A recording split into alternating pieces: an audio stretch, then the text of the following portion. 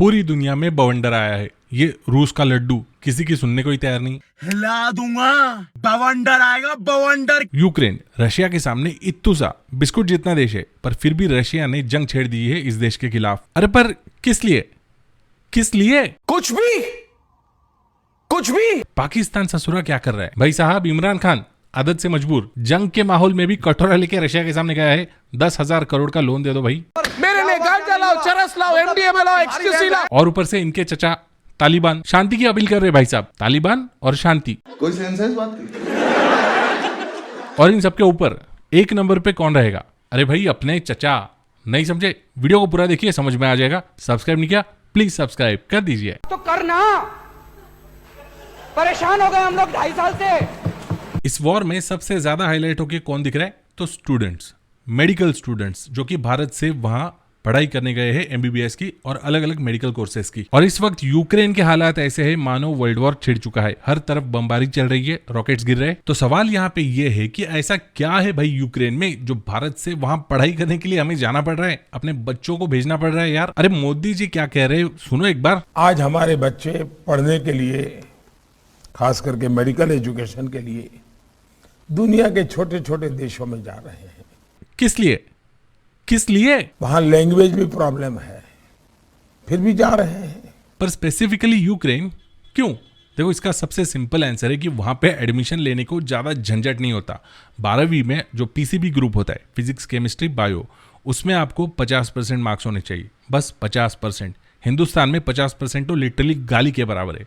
और जो NEET exam होती है वो बस आपने क्रैक भी कर ली होगी तो भी इनफ है। वहां की यूनिवर्सिटीज लिटरली वेलकम करती है ऐसे कैंडिडेट्स को। चॉइसेस होती है हमें कॉलेजेस में कि ये कॉलेज में एडमिशन लूं या वो। इसके अलावा इसका दूसरा सबसे बड़ा आंसर है पैसा।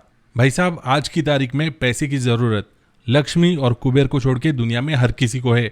हर कोई अपना पैसा बचाने के पीछे है। इंडिया में अगर किसी बच्चे को गवर्नमेंट सीट से एमबीबीएस को एडमिशन मिलता है तो उसकी सारी टेंशन खत्म हो जाती है, कोई ज्यादा खर्चा नहीं होता। लेकिन यही कोर्स प्राइवेटली करना है तो लाखों रुपए का डोनेशन देना पड़ता है। स्टेशनरी का खर्चा अलग, रहने खाने पीने का खर्चा अलग, कुल मिला के 1 करोड़ तक सारा खर्चा जाता है एमबीबीएस कोर्स का। यही कोर्स यूक्रेन में किसी भी अच्छे यूनिवर्सिटी में मैक्स टू मैक्स 25 लाख रुपए में होता है।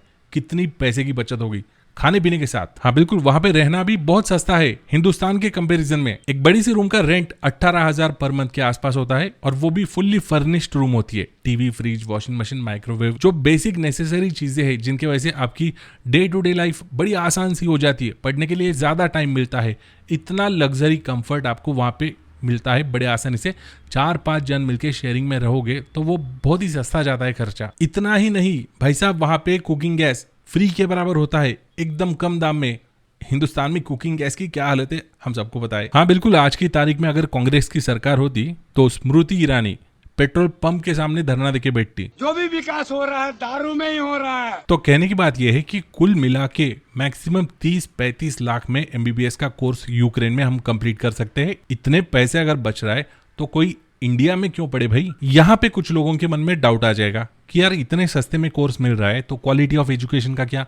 इसके डिग्री को कई वैल्यू है भी या नहीं? यूक्रेन में टोटल 47 मेडिकल कॉलेज है, 64 मेडिकल स्कूल है, 3 नर्सिंग स्कूल है और 12 मेडिकल यूनिवर्सिटीज है, जिसमें से एक नेशनल फार्मास्यूटिकल यूनिवर्सिटी है। एमबीबीएस, एमडी, बीडीएस, एमएस सभी मेडिकल कोर्सेस यहाँ पे अवेलेबल है 1 साल की इंटर्नशिप के साथ।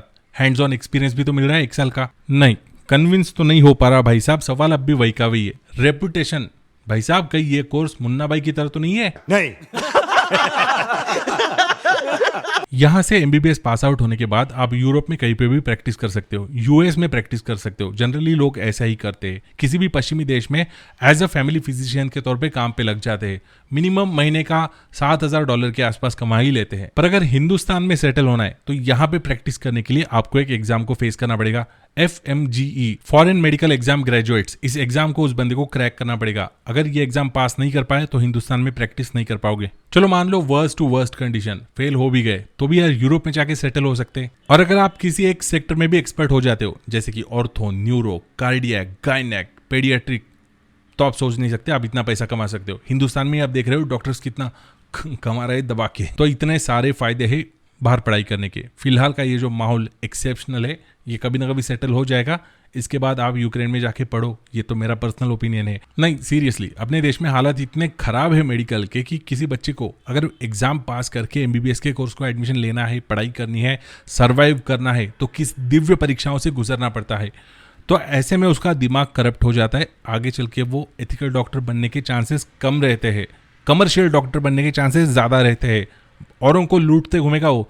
यार मुझे समझ में नहीं आता अपने देश में मेडिकल कॉलेजेस क्यों नहीं खुल रहे, ये क्या कोई रॉकेट साइंस है? चलो मान लो कुछ लोग बोलते हैं कि मेडिकल कॉलेजेस बन रहे, थोड़ा वेट करो। जिस बच्चे को अभी इस वक्त मेडिकल में एडमिशन चाहिए, पिछले 70 सालों में तो मेडिकल कॉलेज नहीं बने, तो क्या और 70 साल वो रुकेगा? देश का अरबों खरबों रुपया बाहर जा रहा है, क्या हमारे प्राइवेट सेक्टर बहुत बड़ी मात्रा में इस फील्ड में नहीं आ सकते? क्या हमारी राज्य सरकारें इस प्रकार के काम के लिए जमीनों को देने में उम्दा नीतियां नहीं बना सकती हैं ताकि अधिकतम डॉक्टर्स हमारे यहाँ तैयार हो? इतने प्रतिभाशाली लोग हैं अपने देश में जो कि समाज व्यवस्था बना सकते हैं, एक जबरदस्त ऐसी प्रणाली बना सकते हैं, तो हम क्यों आखिर अपने बच्चों को वहां दूर युद्धजन्य इलाके में पढ़ने भेजे? सोचने वाली बात है। वीडियो अच्छा लगा तो वीडियो को लाइक करो, शेयर करो, चैनल को सब्सक्राइब नहीं किया प्लीज सब्सक्राइब कर दो। मिलते हैं आपसे बहुत जल्द, तब तक के लिए बाय बाय। जब तक हम कह रहे थे करो करो करो करो तो कह रहे थे तुम करो, आज हमने कर दिया तो कह रहे हम करेंगे, तो करो ना भाई, क्यों नहीं कर रहे?